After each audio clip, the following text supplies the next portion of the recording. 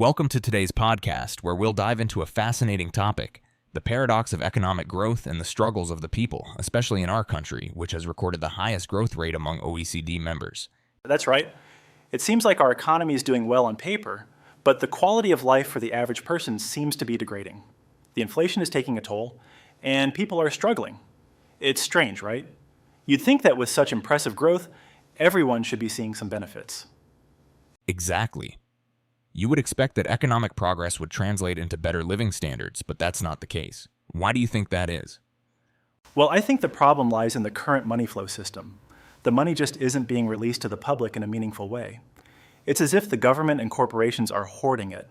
The money should be used to support the people, but that's not happening. It's surprising, isn't it? You would expect that if religious organizations and corporations are accumulating wealth, they would give back.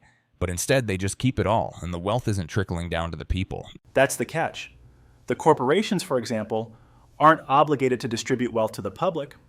And while we might criticize their lack of social responsibility, we should also consider that, in a way, the wealth they control isn't really theirs. It belongs to the citizens. They're just the temporary holders of it, acting as stewards until the right time comes to release it for the public good. That's an interesting point. But when will that right time come? What's the plan to get there? We need intellectuals to step up and take charge of this transition. They've been trained and supported by the people to lead this change. The corporations need to shift their focus from merely manufacturing products to creating projects that can genuinely improve the lives of workers. So you're saying CEOs, the leaders of corporations, need to think beyond just profit. They have a responsibility to create projects that bring joy and meaning to people's lives. Exactly. It's not enough to just run factories. The real challenge is creating a framework that allows workers to live joyful, meaningful lives. It's about creating opportunities for fulfillment, not just financial success. That makes sense. But do you think it's realistic for workers to feel joyful when they're still struggling with basic needs? That's the core issue.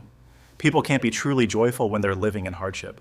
But once the wealth is redistributed and people can focus on fulfilling, rewarding work, things will change. A joyful worker isn't just someone with money. They're someone who does meaningful work, who feels valued. And the key to unlocking this transformation lies in education, right? Yes. Laborers have picked up valuable skills over the years, but many of those skills aren't being passed on effectively. The real potential comes from teaching these skills to others, not just within our country, but globally. There's a huge need for skilled workers in many parts of the world, and that's where our laborers should focus their energy. So you're suggesting that our workers should teach their skills to other countries, especially those that are in need? Exactly. We've spent decades developing our skills, and now it's time to take that knowledge abroad. Not only will this help the countries that need it, but it will also bring economic benefits back to our own nation. It's a win-win. Wow, that's a powerful idea. But do you think the intellectuals, the people in charge, really understand the importance of this shift? Honestly, many don't. They need to recognize that the skills our laborers have are extraordinary, and they have the potential to benefit humanity on a much larger scale. If they fail to see that, our nation won't reach its full potential. It's a bit of a wake-up call, isn't it? We have so much potential, yet we haven't fully tapped into it. Exactly. But if intellectuals can help shape the right projects, this country will not only recover its economy, but also become a global leader. The key is to create a system that benefits everyone: the intellectuals, the laborers, and even the businessmen. I'm starting to see the bigger picture here.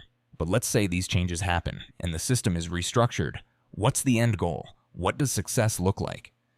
The end goal is a nation where everyone can live joyfully and meaningfully. Imagine zero unemployment, a thriving economy, and a society where the contributions of every individual are valued. We can achieve this in a relatively short time, within about 7 years, if we get the right projects off the ground. 7 years. Sounds ambitious, but it could be possible if we take the right steps now. What's the first step? The first step is to start focusing on the real work. We can't afford to waste any more time. There are so many opportunities out there. We just need to find them and start utilizing our resources in the right way. It's time to look beyond our borders and think globally, right? Exactly. We're not just building our nation, we're building a stronger, more interconnected world.